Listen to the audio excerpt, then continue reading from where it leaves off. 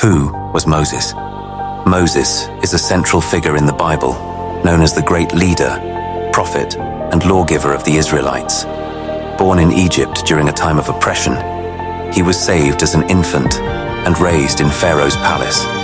Later, he was called by God through the burning bush to lead his people out of slavery.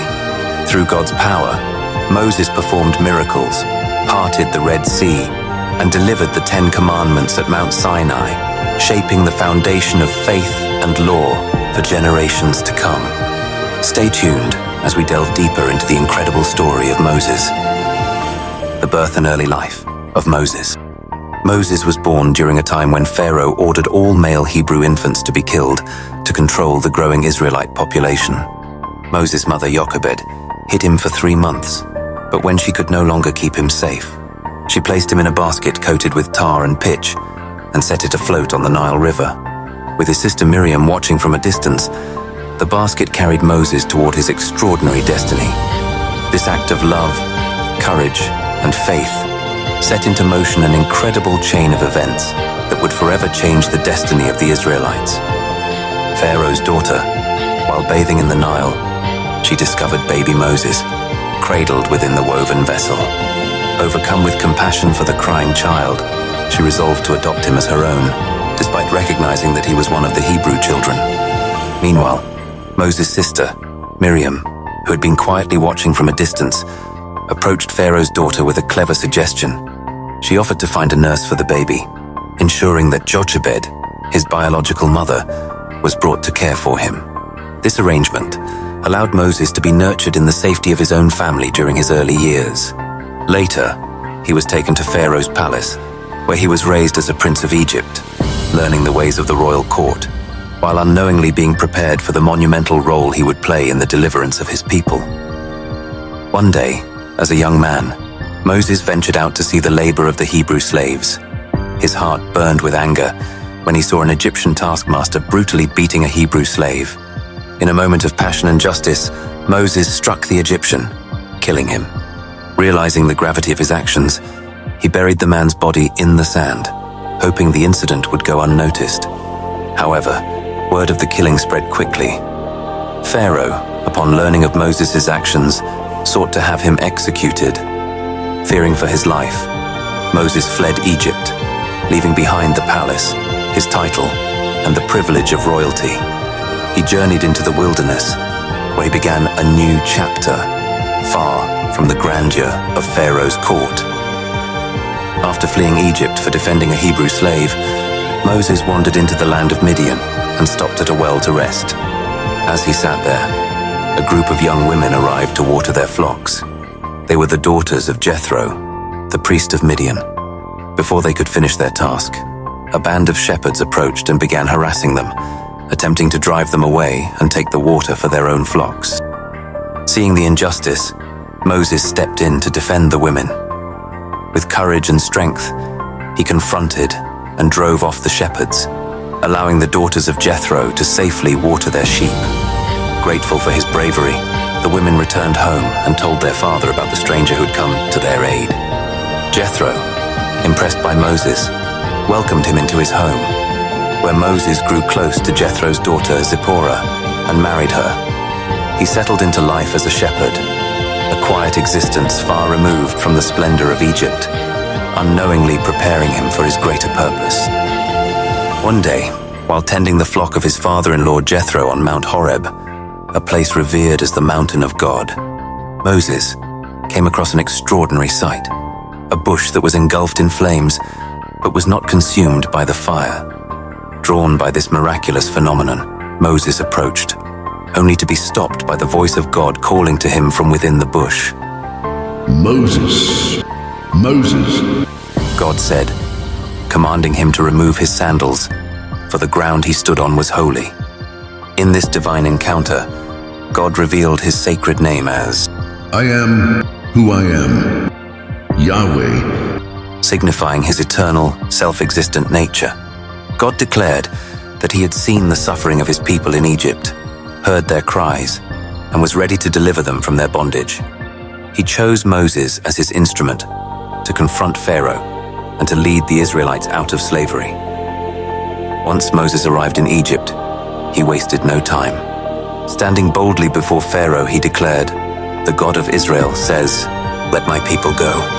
Pharaoh, filled with pride, pointed at Moses and said, "Who is the Lord that I should obey him?" But Moses was undeterred. Following God's instructions, he performed miraculous signs. When Moses' staff turned into a serpent and swallowed Pharaoh's magician's staffs, the message was clear.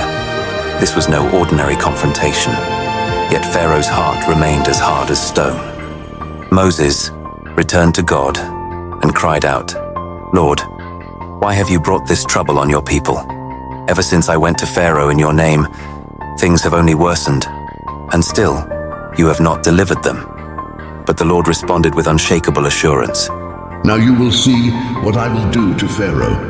Because of my mighty hand, he will let them go. The weight of those words hung in the air, a divine pronouncement that would shake the very foundations of Egypt. After God spoke to Moses, he returned to Egypt and boldly demanded that Pharaoh release the Israelites from slavery. When Pharaoh refused, God displayed his unmatched power through 10 devastating plagues. The first plague struck the Nile, transforming its waters into blood. Fish perished, the river reeked of death, and the lifeblood of Egypt became a symbol of devastation. Then came an invasion of frogs, overwhelming every home and field, followed by gnats that swarmed relentlessly, and flies that filled the air, spreading chaos and despair throughout the land. Then painful boils afflicted the Egyptians, followed by a hailstorm that destroyed livestock and structures. And then comes the locusts that devoured what remained. Darkness covered Egypt for 3 days, but Pharaoh's heart remained hardened. Finally, the death of every Egyptian firstborn, from Pharaoh's palace to the lowest servant. This final act forced Pharaoh to let God's people go. Moses, guided by God, led the Israelites out of slavery in Egypt in what is known as the Exodus. After Pharaoh finally released them following a series of devastating plagues, the Israelites began their journey to freedom. However, Pharaoh changed his mind and sent his army to pursue them. Trapped at the Red Sea, God instructed Moses to stretch out his hand. Suddenly, the waters miraculously parted, creating a dry path for the Israelites to cross safely. As Pharaoh's army followed, Moses stretched out his hand again, and the waters returned, crashing down like thunder upon the Egyptian soldiers. Chariots overturned. Horses neighed in terror. The mighty force of the sea swallowed the army whole, leaving no trace of their pursuit. This event not only marked the Israelites' escape from Egypt, but also demonstrated God's power and faithfulness in protecting his people. After the breathtaking escape through the Red Sea, the Israelites quickly faced their first test in the wilderness of Shur. For 3 days, they trudged through the scorching desert, desperate for water. When they finally found a spring at Marah, their hope turned to despair. The water was bitter and undrinkable. The people grumbled in frustration, but Moses turned to God. He then instructed Moses to throw a piece of wood into the water. Suddenly, it became sweet and drinkable, but this was just the start. Hunger soon followed, and the Israelites, longing for the abundant food of Egypt, began to complain again. Yet God, in his boundless mercy, provided for his people by raining down manna, a mysterious, heavenly bread that appeared each morning, and sending quail in abundance to satisfy their hunger.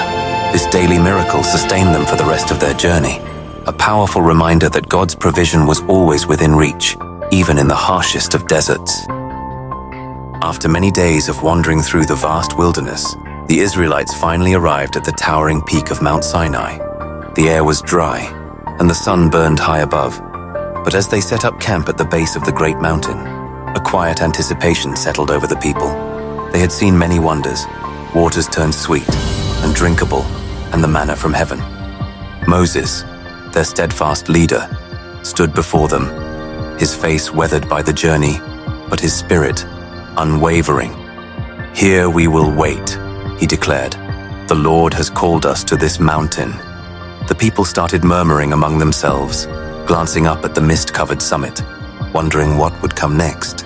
Moses then raised his staff, his voice steady.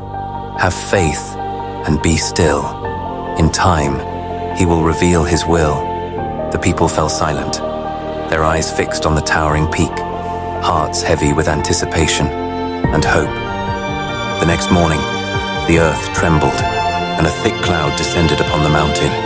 Thunder rolled through the sky, and flashes of lightning lit up the heavens. Fear gripped the Israelites as a mighty voice echoed through the valley.